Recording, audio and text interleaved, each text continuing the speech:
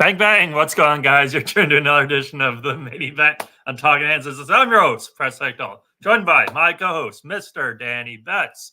We're going to break down this weekend's huge main event. Demetrius Andrade taking on David Benavidez. Big-time pay-per-view fight. Before we get into that fight, we will recap last week's action. I know Danny had a great week with some parlays. If you guys aren't following, make sure to follow him at Danny Betts on Twitter. Before we get into those parlays, got to go over the fight, which we broke down last weekend. Shakur Stevenson gets the job done, wins a decision in a brutal fight. I believe CompuBox said the least amount of punches recorded in a boxing match. Stevenson got it done via decision. That was our pick. I think that was what the majority of the chat was liking as well. Shout out chat real quick as before we get into that. Shout out Guillermo.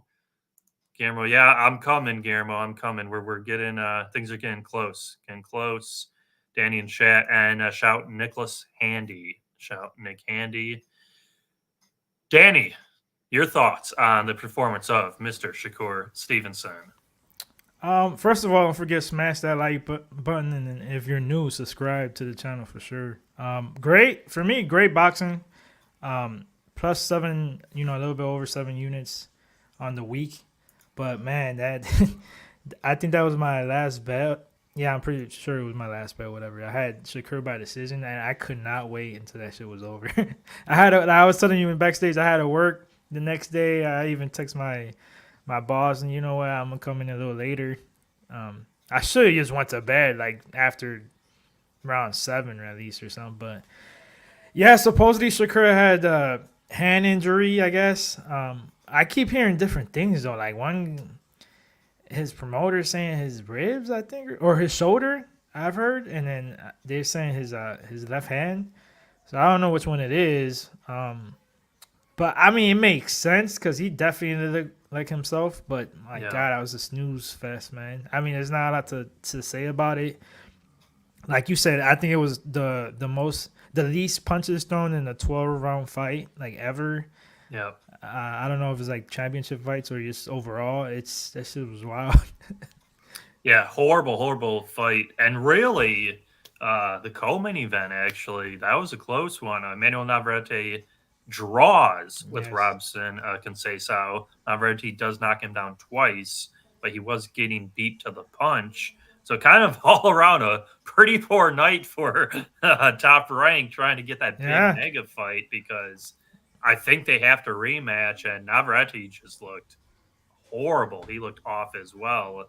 What were your thoughts on that one? I know we both thought he could get the KO.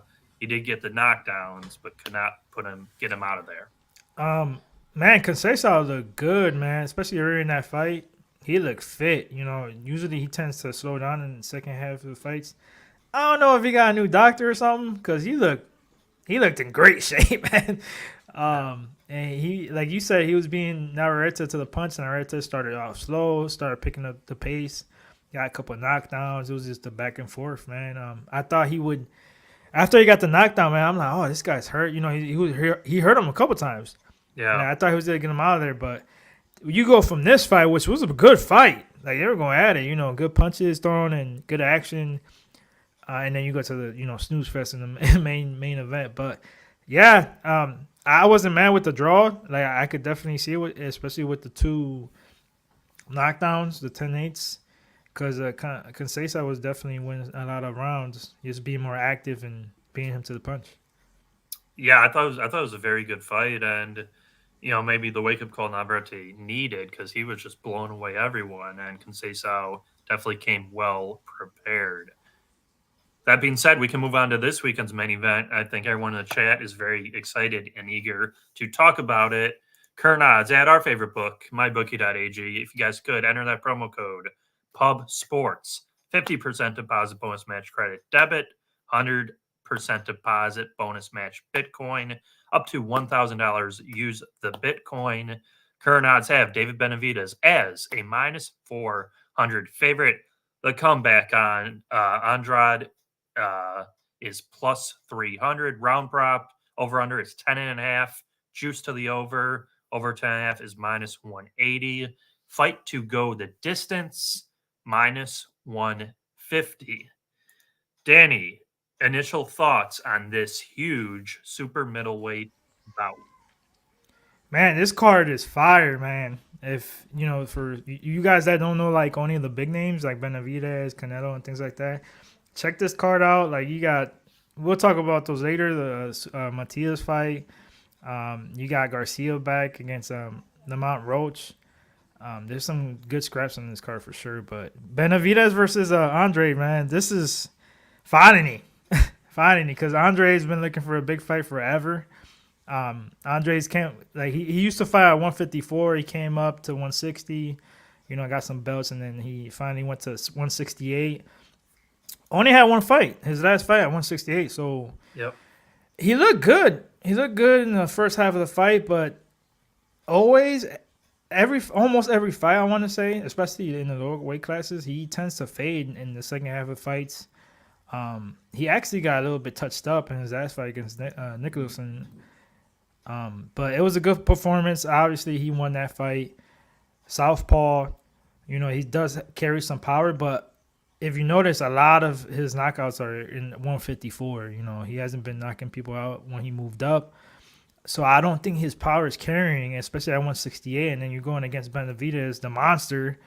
He fought against Caleb Plant in his last fight. I had him by KO. He hurt him so bad in that fight in the second half, especially. But I was pissed off because the ref kept letting Plant just hold on for dear life, literally just holding. He definitely should have got out of there. And this fight, man, this one, it's a little tricky. I'll say it from the get go. I'm on the Benavidez side. I think he throws way too much volume. He's a sharper combination puncher, more power. I think he could bully him late in this fight. In the beginning of the fight, though, I do see this fight being competitive.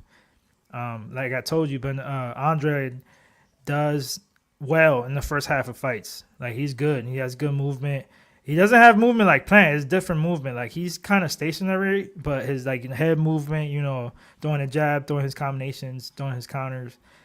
But after the fifth, sixth round, I think that's when Benavidez is really gonna take over. His pace, his punches, his volume, and then that's when Andre becomes more stationary. I am torn. I'm not gonna lie. I am torn on either decision or late stoppage. So what I'm doing personally, I'm gonna parlay Benavidez with the fight goes the distance with the Garcia fight and Roach fight, which is almost even money, minus 110 or something like that. And then 9 to 12 rounds, 9 to 12 at plus 450 for Benavidez to get a knockout, because he does. I think he has 5 knockouts in round 9, round 10, round 11. So he's always in that pace. He's always going to get better when the fight keeps going on. And I could definitely see a late TKO type of stoppage late in this fight. This is a true 168 pounder. And like I said, Andre he only fought Nicholson, and that's it. So Yeah. I love Benavidez in this fight. I think he gets it done for sure. Yeah, I mean, kind of the big deal with Benavidez too is, his size is incredible. He's just usually so much taller than his opponent, bullies his opponent, and then the speed on the inside. That's where I think things will get risky for Andrade, because if he's boxing, if this is a pure boxing match, I think it's pretty close. I think it's close to 50-50. But once Benavidez starts hurting his opponent, smells the blood, gets inside, bullies him, hits him with those uppercuts, that's when things get dicey. Because Caleb Plant actually looked good for probably round 1 to 6. Then Caleb Plant started going low, started talking to the ref. They were a lot of BS was happening. I don't think that will necessarily happen with Andrade, but Andrade does leave himself open to the counters. Andre does have deceptive power. I don't say it's huge power, but he did knock down Nicholson that last fight I did see. And he has a good straight left. Benavidez is hittable. I think it should be a decent fight. Nasty Nate talking about a fight that happened 8 months ago. Caleb Plant. I think he's smoking that plant. That's what's going on right now. Yeah. But for me, I'm going decision. I think it will go the distance. I think even though Benavidez has like an 85, 86% KO rate, I am going decision. And really, fight goes the distance, minus 150. I think Benavidez by decisions only plus 140, plus 150. So it's not great, even though I believe he's going to win. I think it's going to be a close affair. So I'm going to go for my bet. Fight goes the distance, minus 150. I like what Andrade can do early on. I don't trust him late, but I think he can make it out of there. As Danny touched on, this is a great pay-per-view card overall. Touch on I think it's the co-main event. I'm not sure. A return of Jermall Charlo as he faces Benavidez's brother, Jose Benavidez Jr. Danny, do you think Charlo's going to get the KO here and get Benavidez out of there? Dude, this is a total pass for me, man. Like, Benavidez is this. I've never been super impressed with him. I mean, he did have some skills. He got shot in the leg, and then after that, he wasn't the same. He's still not the same, movement-wise and stuff like that, but he's a decent boxer. And Charlo, man, he went MIA for a couple years, had a lot of mental issues and things like that. I don't know what type of, where he's at right now. I really can't have a good feel for this fight. I don't know if it goes the distance, if Charlo gets a late stoppage, or I think Charlo wins probably by decision if I had to pick, but I'm staying away from this fight. Yeah, and it is only a 10-round fight at 160, so at middleweight. I believe Charlo should be the bigger guy in there. That's another thing. It's at 162. He wanted a catch weight, and he don't even have to put the belts up, which is bullshit. Yeah, so he's definitely making Benavidez to come up in weight. So I do think the power edge will be to Charlo. 10-round fight, though, it's a tough one. I don't see Charlo losing this fight, though. Jose Benavidez is hittable as well, and Charlo is seeking bigger and better things. Should be an entertaining fight, but yeah, give me Charlo in that one. Then we got the return of your guy, Subriel Matias, taking on, I'm not even going to say the first name, Ergishov. Matias, is a minus 450 favorite. Comeback is plus 300. The KO prop right now, minus 190. Do you think Matias gets it done? I love this fight, man. If you know me, I'm a big believer in Subriel Matias, especially now, the last 3 fights, because he's 19-1. He's got 19 KOs. The only reason he lost was back in the day when he was in Vegas for the first time.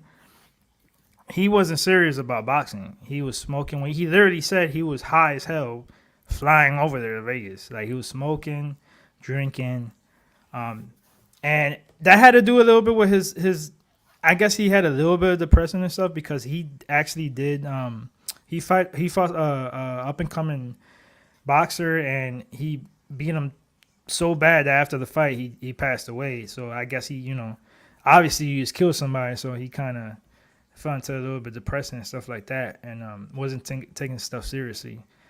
After that loss, though, I think that was a wake-up call. He switched his camp. His promoter told him to switch his camp from Puerto Rico to Mexico, because Puerto Rico, he has a lot of distractions, knows everybody, he goes out, blah, blah, blah. Mexico, he goes with this guy called, what they call him, the Panda, which is Panda in English or whatever. Mexican trainer, one of the best trainers out there. That's underrated, by the way. Look him up. And I forget the name of the campus specifically, but it's like super high altitude. There's nothing to do, just boxing. Yes. Yeah. High altitude. He's been there for the last couple three fights, and I've seen the big drastic improvements. And that's scary, because this dude is just come forward. I'm gonna take your shots, but you better be able to take mine. And this is I told P, like, this is basically my ride or die at 140 because I honestly don't think anybody could beat him at 140. Like, give me Devin Haney. He's gonna get knocked out. He might get outboxed the first couple, 5-6 rounds, but he has no power, progrades, no movement at all. That's the only guy that I could give him a little shot just because he's got power. But this guy literally is a killer. Like, he's got stabbed before, he's got shot, he's seen all the dark moments, and a motivated Matias, and you're giving me minus 188, which I parlayed with everything. My bet, though, which I don't understand. So let me talk about Ergashev real quick. He's a guy that hasn't fought anybody. Southpaw, good movement, good left hand. He has power in his left hand. That's the only punch he looks for. Like, it's so predictable. He does have good movement. The first half of the fights, he's on his toes, moving around. And I love that for my bet for this fight because I'm going to one of my favorite bets, 7-12 plus 187 at bet 365 right now. I love that because I think he could survive the first half of the fight because of his movement. Moving around, trying to pick the spots, try to set up that left hand. And one interview I did listen to Matias, he knows that these guys over there, they always have the perfect game plans. They said it in his last fight with Ponce. He's not gonna last 6 rounds because they knew he was gonna come out like that. Ponce came out red hot, trying to fight fire with fire, which was a huge mistake. I even tweeted it out live. I'm like, this is a huge mistake for Ponce. What is he doing? I thought he would, step back a little bit, but yeah, he finished them in the 5th round, like they said. So I love 7-12 for Matias. Ergachev, you just got to worry about his left hand. Another thing too, another interview, they interviewed Ergachev. He's the same age as Matias. He's never won a belt. This is the first time he's fighting for the IBF belt against Matias, defending it. And he's talking about, if I win or lose or draw, I'm going to retire. And I'm like, exactly. That's exactly what I was. Well, that's the face I made, but with a smile. I'm like, hell yeah, that's what I'm trying to hear. You're mentally already out the ring, and you're gonna fight a guy like Matias that literally, like, rest in peace, but like murders people. Like, he makes people quit. He fought a guy that's out of Ergachev's camp, Yukinbayev, that he was supposed to fight him, but Yukinbayev stepped up, and he made him quit literally in the 8th round on the stool. He said, "I'm done." All the fights, either they're throwing in the towel, and that's the worst kind of KO or TKO. Like, that's making people quit. We're not talking about like knocked out cold. We're talking about people quitting. That's even worse. Like, I love this bet. I'm still debating if I should go ham on this because I'm telling you, he's gonna get the knockout. Like I said, I threw it all in my parlays. Minus 188, it's still out there, but 365 on FanDuel. But I love the 7-12. I think he gets it done at 7-8-9. And yeah, I love Matias in this fight. He's legit, man. You better learn that name for a while because he ain't going nowhere. Yeah, I mean, I think he's going to get it done too. I did not realize this guy wants to retire already. That's nuts. I just glanced over his record. Not many names on there. Not many names at all. So his KO rate is pretty inflated. I'll agree with you. I believe that Matias will get the KO, and anytime you can get a plus price on a guy, all he does is knock out his opponent. Tough to turn that down. Nicholas Andier with a good comment. Loma used to be great at that. Makes a dude quit on the stool. Yeah, Loma's been getting jobbed quite a bit there with the Haney fight and some other things. And he's not quite the same, but Loma is still a fantastic boxer in his own right as well. Opener for this card, because it is actually a 4-fight pay-per-view, which we don't get that much. We got the return of Hector Luis Garcia taking on Lamont Roach. Current odds have Hector Luis Garcia as a minus 350 favorite. Come back on Lamont Roach. You can get up to plus 240. Round props, do we have them out? No round props, but it is juice for fight goes the distance at minus 215. Danny, Hector Luis Garcia, does he get back on the horse and get a big win, or does Lamont Roach pull off the upset? I got some question marks for Garcia because we found out about him basically against Colbert. Yeah. Came out of nowhere. There was not really a lot of tape. And we loved it. If you guys don't know, me and Preston don't like Colbert at all. Like, we can't stand that guy. Dude's trash. Even I don't know if you saw that he's giving Venezuela the rematch, by the way. And shout out to MMA Jesus. You'll see in a second. I'm on the same page. But yeah, Garcia, he went up a weight class to fight Gervonta Tank Davis, man. And he looked okay the first couple rounds. And typical Tank Davis is downloading him and picking him apart here and there every other round. And then he just caught him nasty. He's another guy. He made him quit.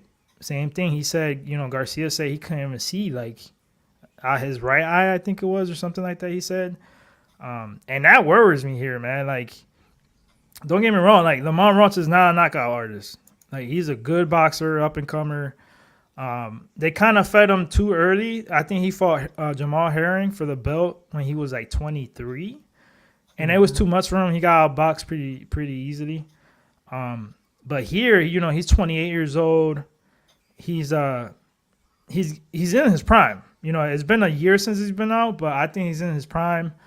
And at this number, I have to bet it. I think this fight goes a distance, like I said. I love the distance with Benavidez parlay.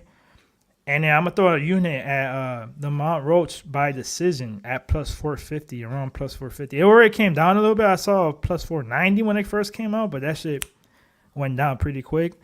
I think this is a pretty close fight, in my opinion. Like I said, I want to see how Garcia reacts after getting, because that's that type of knockout, like that changed a little bit of somebody's career, you know what I mean? And I think Roach is on the come up, and in a close fight, plus 450 for the decision, I gotta take it, man. Yeah. So is it a 10 or 12 round fight? It should be 12. 12 rounds, okay. If I'm not mistaken. Yeah, I've seen Roach on kind of like those ESPN type cards where he's like always the undercard. That's like just he's winning a decision. It's another whatever decision. But Garcia, as you said, we saw him just walk Colbert down the whole fight. Then he got his big, debut or primetime deal with Tank where we pretty much were in unison. Tank Davis was not losing that fight. Tank Davis got the KO. Tank Davis should be fighting. We should get a fight announcement hopefully this month or next for his next opponent. That's going to be huge. And yeah, I'm not going to disagree with you or MMA Jesus 420 here, liking Roach at the nice dog price, because we don't really know too much about Hector Luis Garcia. He had one win after that, and then that was pretty much it. So we'll see where he is. And Roach is more of a traditional boxer. Only 9 KOs, 23 wins, 1 defeat. Yeah. So it should be. I like both plays there. I like fight goes and sprinkle the Roach side. MMA Jesus here calling the upset. He must have not heard my rant. MMA Jesus, you probably, if you rewind, bro, like put it this way. Oh, hold up. No, I remember this shit. I'm on Matias all day. He's getting a knockout. I remember you wrote a comment that you were on the Ponce side, and I told you, do not bet Ponce. Like, cash out.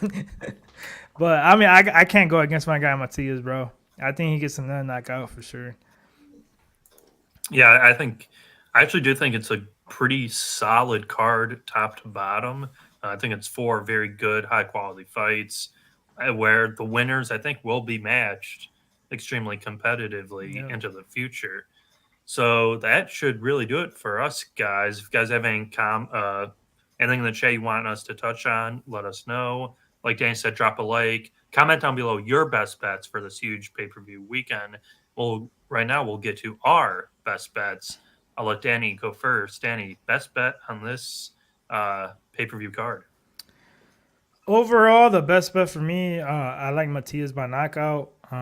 I'm betting, like I said, I parlayed his knockout, but I'm gonna bet around 7-12. I think that's the best way to go at plus money. You're getting plus money at plus 187 when he tends to finish fights around 7th round to like 10th.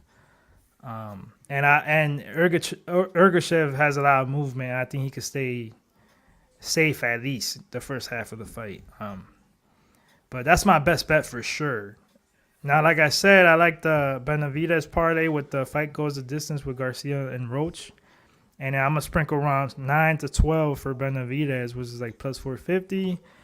Roach by decision plus 450. And pass. Do not bet on the Charlo Benavidez Jr. fight. Yeah. For sure. Yeah. Shout out Guillermo. Thanks so much for watching as always. And shout out MMA Jesus there saying PFL this Friday. I know they just purchased Bellator. Yeah. They made it official. Yeah. Big news. For me, best bet. Sort of going against Danny a little bit, but not too much. I think the fight does go the distance, minus 148 in the main event, Benavidez versus Boo Andrade, minus 148. Fight goes the distance. I lean Benavidez.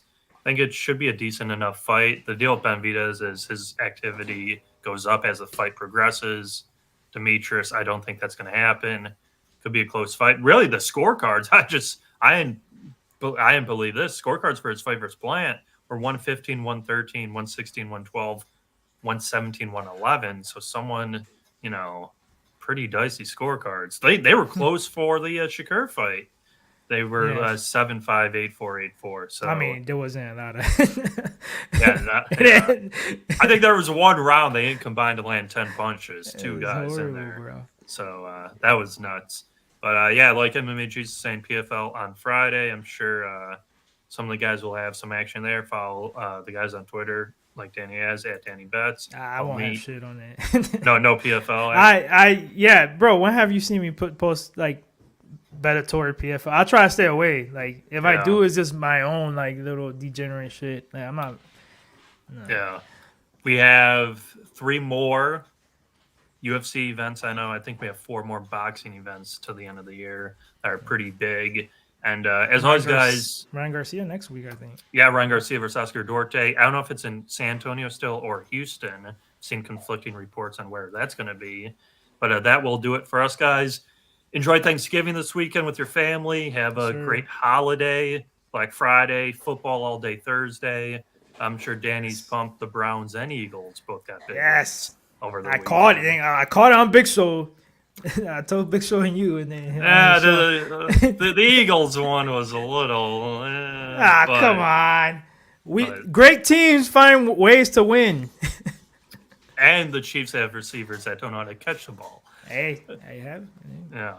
Alrighty, guys. We will see you guys next week. Ryan Garcia, Oscar Duarte. Can Ryan Garcia come back, or will he get upset? See you guys next week. This was the main event on Talkin Hands. Peace, guys.